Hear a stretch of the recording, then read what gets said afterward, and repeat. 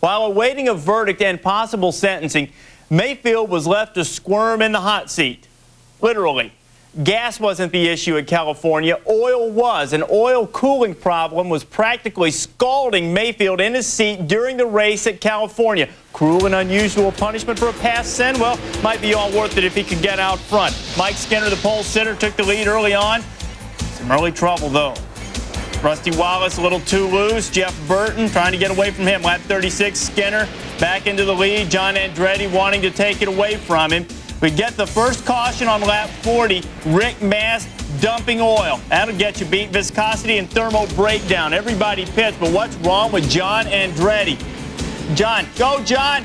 John, go! Oh, run over your air hose, and I think we all know how painful that can be. Andretti falls back to 32nd. More trouble in the pits. Mayfield, oil overheating as alluded to. Comes back into the race 1 lap down. Lap 77. Dave Blaney, former World of Outlaws champion. Woo! Into the wall of voodoo. Brings out the second caution. Lap 86 on the restart. Here comes Matt Kenseth, the rookie, showing his stuff. But Jeremy Mayfield got his lap back, and Jeremy Mayfield is moving up through traffic and coming back. His crew decides he's just going to have to gut it out. He stayed in the race. He's a race car driver. Scalding? That's okay. Stay in there, you wimp. Lap 100, Kenny Irwin is into the wall, and caution is out. And in the pits, Matt Kenseth's going to jump in there, and he's out of there quickly. Lap 105 on the restart. Robert Presley's going to get into the lead, but Presley's going to get a little bit squirrely and nearly took Steve Park with him. On lap 110, Matt Kenseth. He had led 7 laps in his entire career before Sunday. He would lead 119 in this race, and Matt Kenseth appeared poised to head to victory lane like fellow rookie Dale Earnhardt Jr. This is slowest stop of the day with 50 laps to go, pitting under green. Meanwhile, Mayfield, a little smart move here, a gutsy move. 2 tires and some ice for his oil-cooked back for the mobile team. And Jeremy did point out it was not the mobile oil. It was a mechanical breakdown. Got to thank you, sponsors. 7 laps to go. Dick Trickle. Dick Trickle would factor into the outcome of this race. Dick Trickle with 7 laps to go in the 60 car, driving for Jeffrey Bodine. And Dick Trickle, car's wrecked. Had a good car. Guys worked hard, but the caution was out. 4 laps to go on the restart. Here comes Bobby Labonte. Bobby Labonte working on Mayfield, but Jeremy holding him off. On the final lap, the 13 car of Robbie Gordon was being repressed. Will dash to the flag before the caution comes out, and nobody would reel in Jeremy Mayfield. And after all of the charges and all of the stuff after Talladega, Jeremy Mayfield becomes the 10th different winner this year, extending the record. It's his 2nd career win. Labonte was 2nd, his 3rd top 6 and 4 tries at Fontana. Kenseth, his best finish ever and not far from his first win. As mentioned, he led the most laps with 119. Rudd's best finish in the 28. The Burton brothers continue to be consistent. Ward's been in the top 12 in 7 of 9 races. Skinner, the pole sitter, his 2nd straight top 10. Rusty gave the track owner, Roger Penske, a pair in the top 8. Obviously, Penske, Kranifus with Mayfield, their teammates there. Gordon's worst finish ever at California, and it wasn't all that bad in 11th. But Mayfield, besieged by controversy over the last 2 weeks, answers with a win and answers to the race doctor, Jerry Punch. We needed this worse than anything in the world. This team's strong, and we've been on our way, and we ain't been running nothing. I can tell you that. We don't need nothing. You know what I mean? Problem after problem, Jeremy. The restart, the ignition box goes out. Yeah, it went off into 1 and trying to get a good run on Mark, and I didn't know what happened. It just quit running, and then all of a sudden, I just grabbed for the box, and it took off, and there it went. Can we tell the people in Victory Lane we're trying to do some TV around here? We're trying to talk to Jeremy. Just wait a few seconds. No, that's okay. We like the emotion. We only kid. We only kid, of course, as someone once said, because we care. Some think this different winner stuff doesn't connote parity, but you've got to admit that it's unique. Took 25 races to get 10 different winners last year, and that was the fewest number since 1995. Just 15 years ago, there were only 9 different winners all season. Those who finished just behind the winner had this to say. We threw some stuff at it today, and whether it was pot luck or whether it was good calls, I think I'll have to go back with the depth of our race team and say that we just made some good choices today after finally digesting the rest of the weekend. And to qualify 36th and come back to 2nd, for us, is pretty good. Sometimes we don't get to do that. I was planning all day to lose, you know, even though we had a car that was capable of winning in my head all day. I kept planning on losing, and it ended up that way in the end. So I tried not to get too excited and too emotional about leading the thing. And I was just starting to think about how big a lead we had and that we were going to win a race if nothing happened. And sure enough, something happened. So that's why these races are 500 miles instead of 450, I guess. We got stuck kind of on those tires we didn't need to be on. The change before that, we had them adjusted air pressure-wise just right. We debated about staying on the racetrack, but we knew we had to come in and get 4 tires for that last run. But a little disappointing that we didn't end on our best shot, but also a great run, though, top 5, and ran up front all day.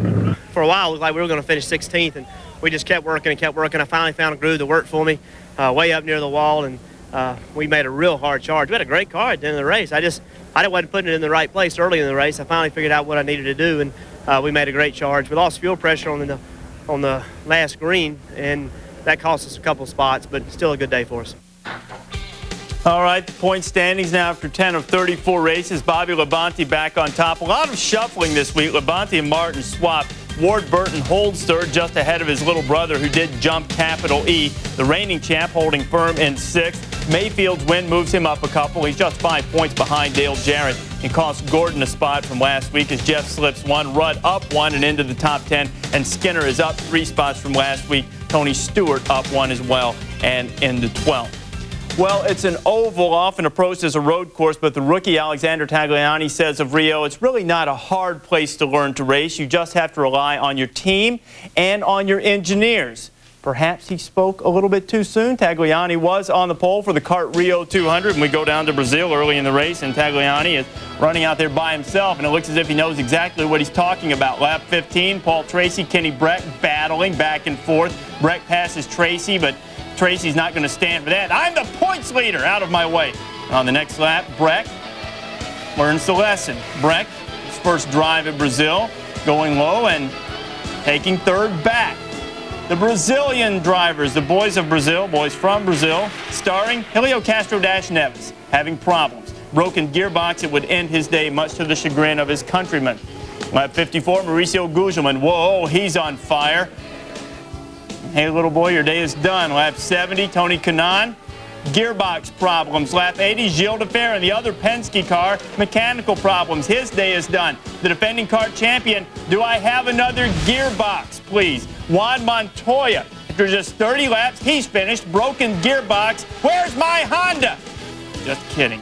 Lap 38 in the pits. Dario Franchitti's leaving his pit. Cristiano D'Amata, and Franchitti spins out and hits his nose on pit wall. Franchitti would continue after showing off a little. A few laps later, our leader, Tagliani, said it was easy to drive at Rio, right? Well, it's easy if you don't press the limiter button, which slows the car down to 50 miles per hour, but a mistake would not hurt this time. Kenny Breck still well behind. Lap 63, Max Pappas in ninth. Tapped by Paul Tracy, just giving him a little sugar, giving him some good, and Pappas goes a lap down. Lap 71, Breck and Fernandez. Adrian Fernandez battling for 5th. Breck going low. Oh, somebody needs some fenders. Breck moving into 5th. Here, this is Michael Andretti in the pit. You see that arrow right there is Ventman Todd Tice trying to get his stop finish and get out of the way, and he gets clipped by Andretti's left rear tire. He's taken to the infield care center, an ankle injury. Thankfully, it does not appear to be serious. Andretti had been second, though, had to serve a stop and go. He would move back. Second place, Kenny Breck coming in. During the caution, Adrian Fernandez coming in. Paul Tracy running in 5th. He's already in. And on the way out, Adrian Fernandez would beat everybody out. Everybody's just in second because Tagliani, the rookie's running away with this thing, right? 10 laps to go. I mean, after all, it's easy to drive in Rio. Anybody can learn this track. Up in smoke. Cheech and Chong haven't seen that much smoke. All over the place. The car's not even visible. Look at what Jimmy Vasser saw. Jimmy Vasser escaped, and Tagliani's team had victory in its grasp, and it just slipped away like that. Their misfortune, Fernandez's good fortune. Can their man hang on? On the restart, 3 laps to go, the rookie perhaps unnerved again. Back over front or rear over front, and he's going the wrong way, and Caution came out, and Fernandez won under yellow, and there you go. Adrian Fernandez getting a ride of victory and some male bonding, his 6th career victory. He scores points for the first time this season. Vassar, the runner-up for the 2nd straight race. It's his best finish in Brazil. 97 Rio champ Paul Tracy, his only other podium finish at this track. Then the 3 Brazilians are next. We saw some trouble for some Brazilians. These guys had excellent runs. D'Amata matching his best run ever. Mimo Gidley with his best finish ever and his first top 10.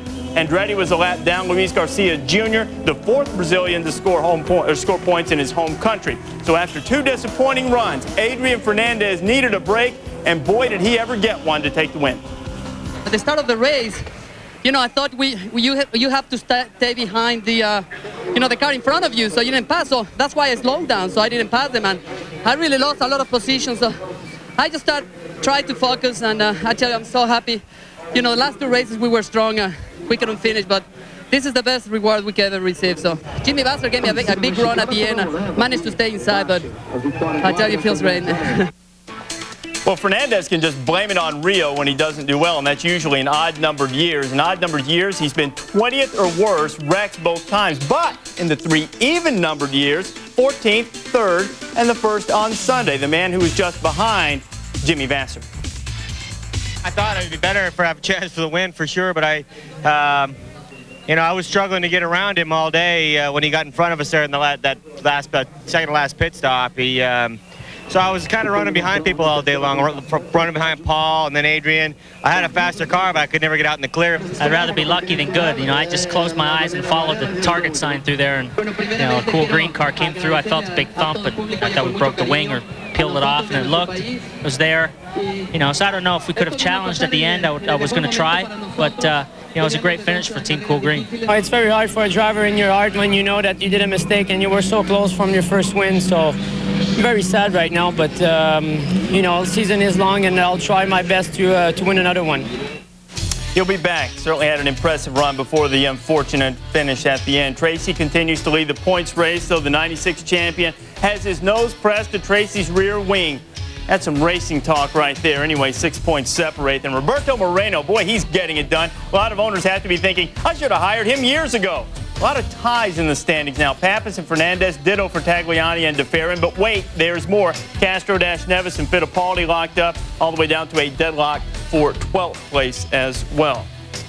Still to come. Here on RPM tonight, Virginia is for Drag Kings. The old guard, own qualifying. Can they keep the upstarts in their place? And the big show, Jeremy McGrath's place is wherever they hand out trophies. Would Route 66 lead him to another? And lug nuts. All about lug nuts. More Fontana fallout after our pit stop. RPM Tonight is brought to you by Daytona USA, the official attraction of NASCAR.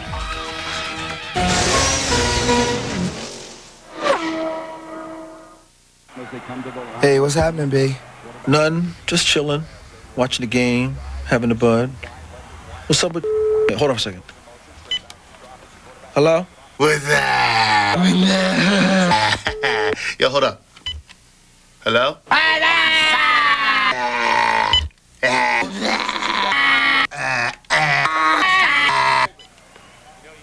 So what's up, B? Nothing. Watching the game, having a bud.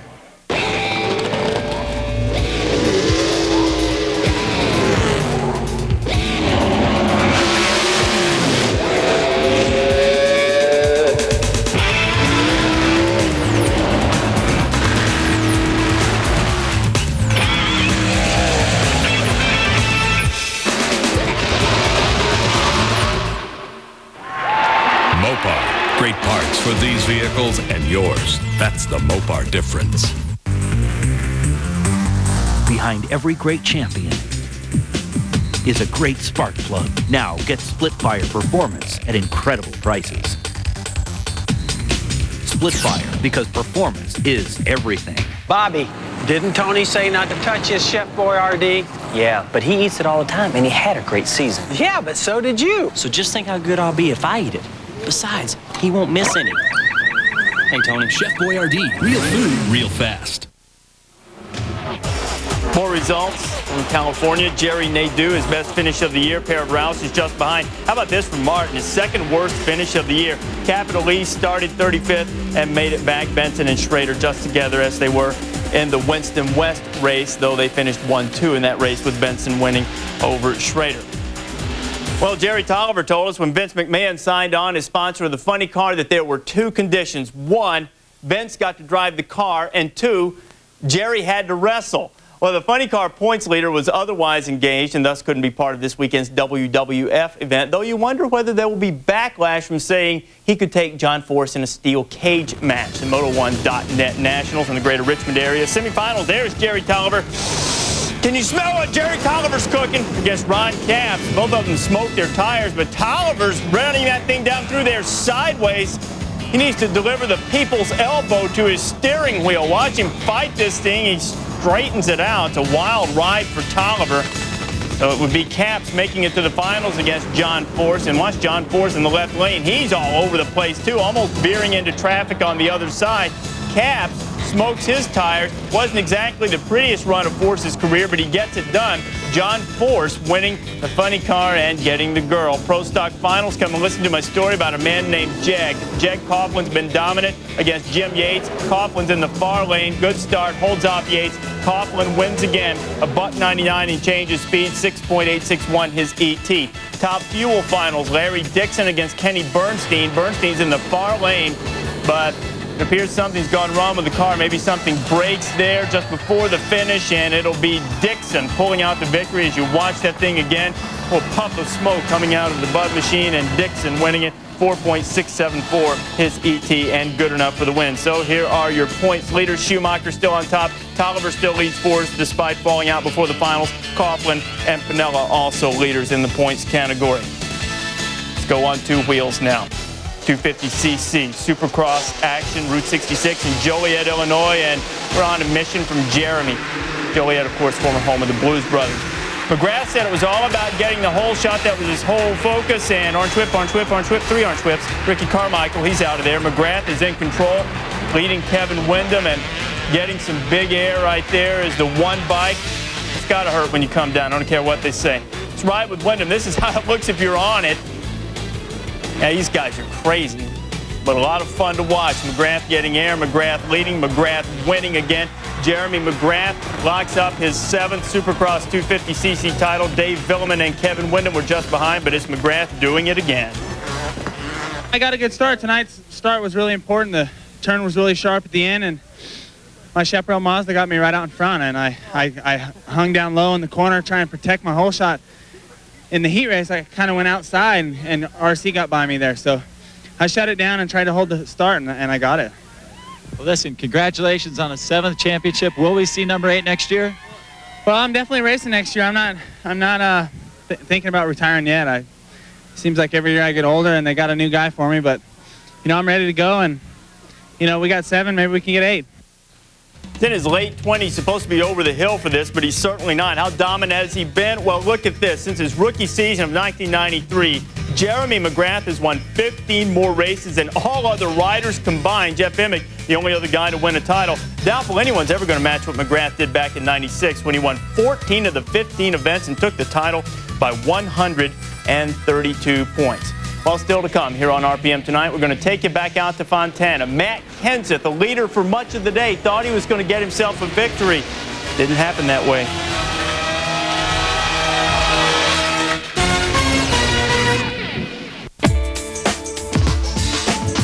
At the end of the week lies the start of something new. The Sunday Night Show. A gallery of products, style, and advice. For you and your home.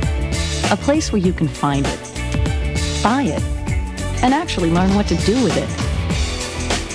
The Sunday Night Show, only on the Home Shopping Network. Yes, the Home Shopping Network. Sundays, 8 p.m. Eastern, 5 p.m. Pacific.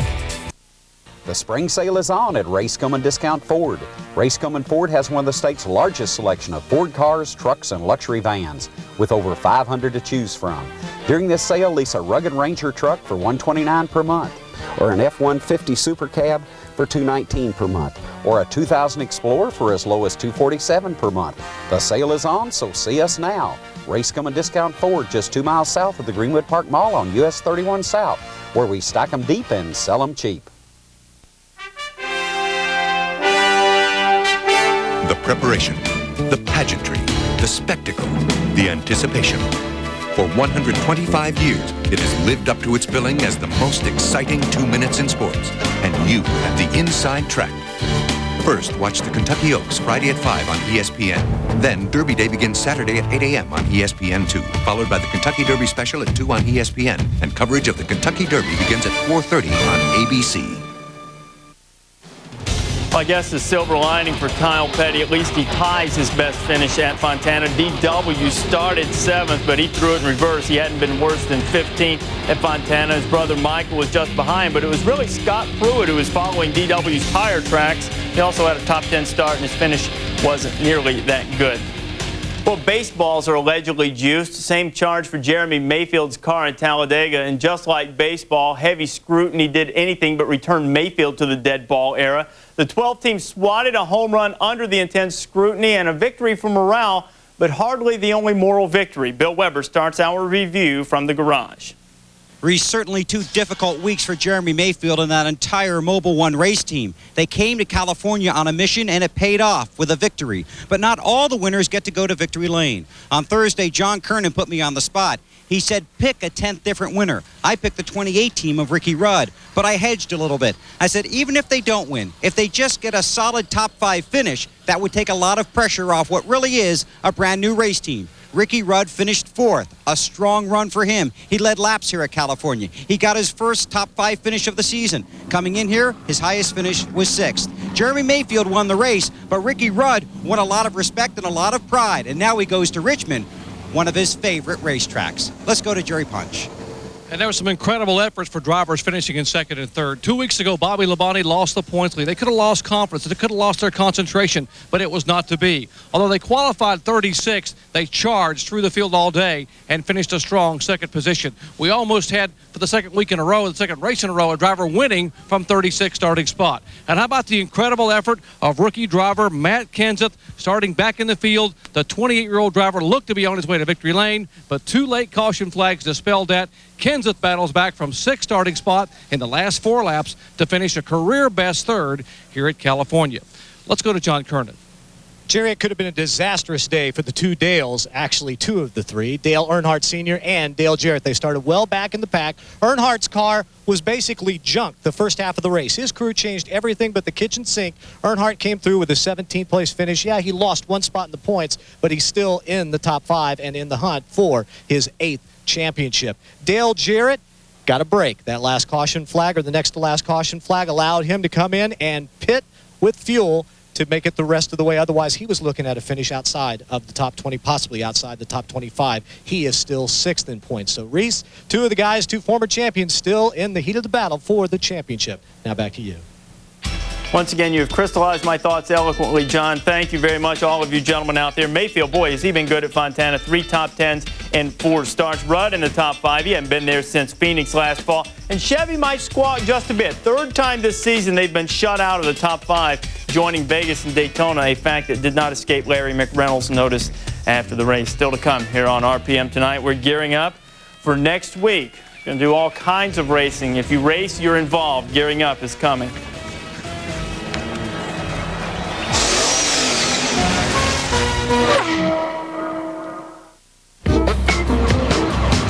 Freeze. Cute. And you are? I'm the man of your dreams. Well, that's highly unlikely. What if I said I could help you make that collect call cheap and easy? Just use 1-800-COLLECT. It's cheap, it's easy. The cheap part is you save $1 or $2. The easy part is 1-800-COLLECT, as in collect calls. Now that's easy to remember. Go ahead, heartbreaker. Dial like a man. Did I mention I'm cheap and easy too? No. Your history. 1-800-COLLECT. Save $1 or $2. Many driving problems have been answered by Goodyear innovation. What's on the horizon? More new solutions for your peace of mind. Serious freedom. Goodyear, Goodyear. Wagner brakes make any car feel high performance. Yep, they're Wagner brakes.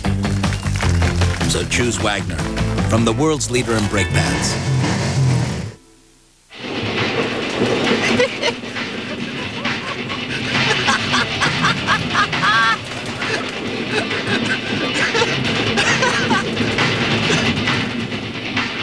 Faster! Faster!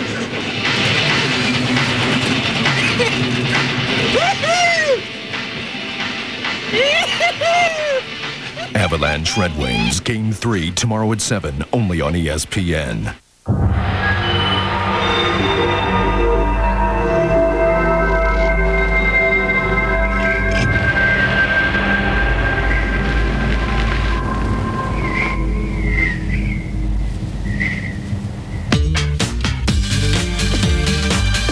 think we've been driving too long. The polar bears are starting to look good. The highest ground clearance in its class. A powerful V6 engine. Endless possibilities. Gearing Up is brought to you by Toyota. Every day belongs to you. Make it count. Toyota. Every day. Gearing up for next week, Busch and Cup in Richmond on the ESPN family of networks on Friday and Saturday. A little night racing from Richmond. Jeremy McGrath riding for fun and profit in Vegas. He's already clinched his Supercross title, his 7th. The elevator man, Gary Scelzi, tries to do business in Commerce, Georgia, where he won last year. The F1 at the Grand Prix of Spain. Mika Hakkinen has won the last 2 there. And Greg Biffle won last year's Grand Prix of Pick-em-Up Trucks at Madison. That's not really the name, but it kind of sounded good. Coming to theaters May 19th. Discover a world that you've only imagined.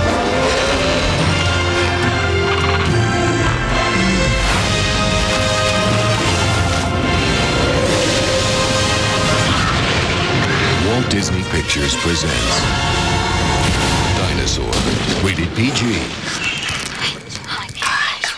What is it? I don't know.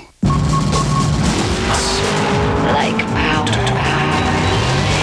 like speed. Want to go really fast. Then learn from the pros at Hot Rod U. Hot Rod U offers specialty training for high-performance automotive technicians. Brought to you by the one and only Hot Rod Magazine. Call 1-800-884-4262 to enroll in Hot Rod U. Only available at Universal Technical Institute. I'm telling you, he's letting success go to his head. And his personal chef arrives today. This must be him. Hey guys, my Chef Boyardee finally got here. He's gonna be just fine.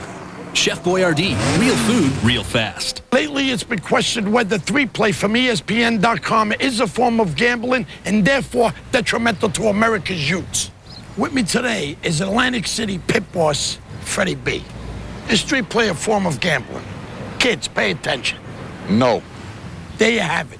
3-play from ESPN.com. It's free. It's sports. Give me the briefcase. It's money. It's a significant amount of money.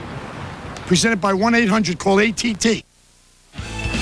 Had a good car. Guys worked hard. But A.J. Foyt's team with some more trouble. Mast was 39th. Spencer started on the outside pole, ran well, but wrecked. 5th time in 9 races. Sadler has been 38th or worse. 22 lead changes among 15 drivers. Thanks a lot for being with us on RPM tonight. Next up, Stanley Cup playoffs, Dallas and San Jose. Some of you will see ESPN Classic Sports, the Internet Viewers Selection, 1978 playoffs between the Yankees and Red Sox. RPM Tonight is a presentation of ESPN, the worldwide leader in sports. For more, log on to ESPN.com, part of the Go Network, go.com. Someone told me long ago there's a calm before the storm. Daryl Sutter knows it's been coming for quite some time.